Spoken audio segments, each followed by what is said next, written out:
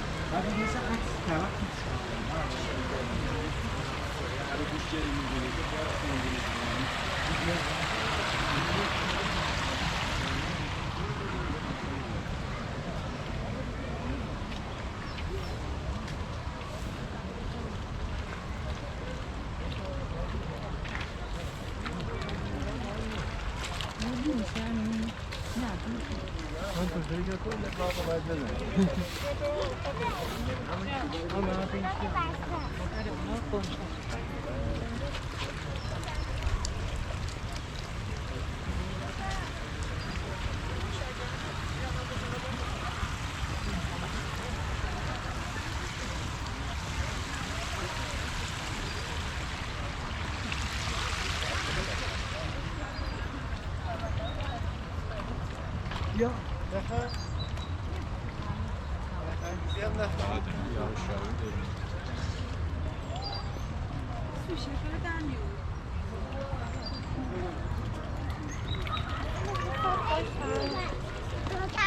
آماده به الان خاموش شده؟ خاموش کن.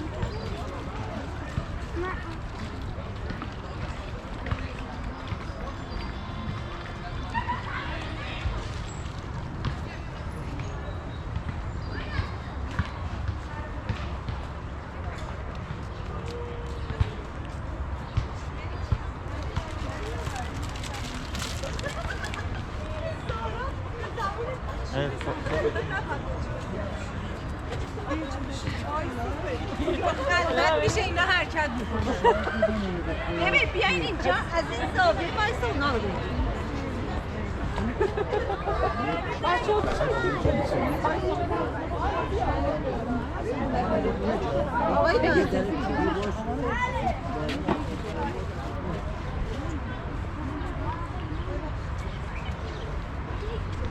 ماما فقط گوشی از دستت نیفته آنجا جانم.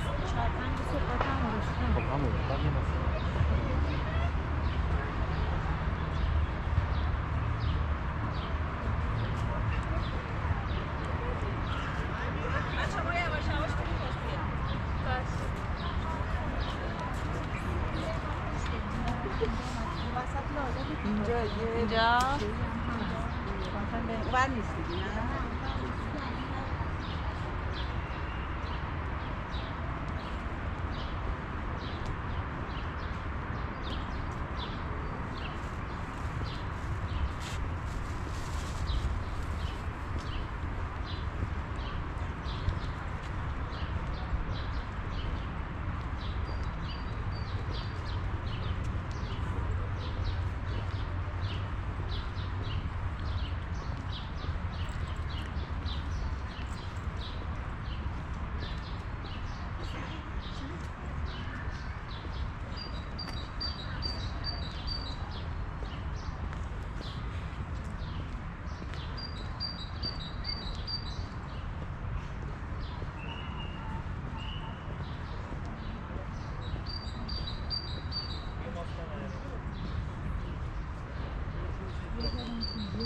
شوف سلاحكم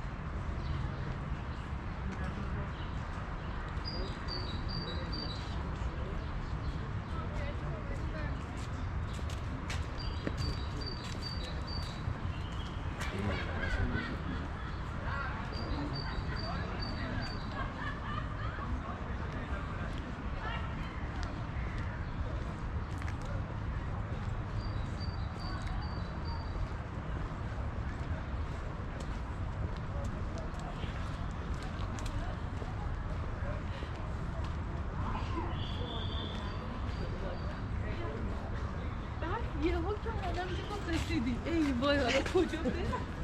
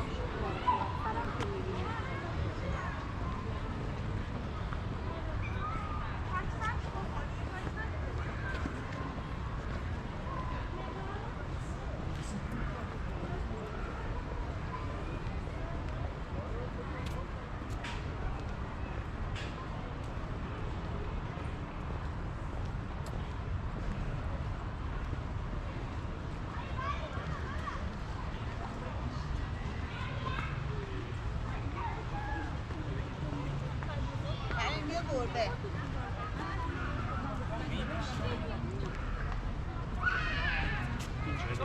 این مامان رفت پیشی بشه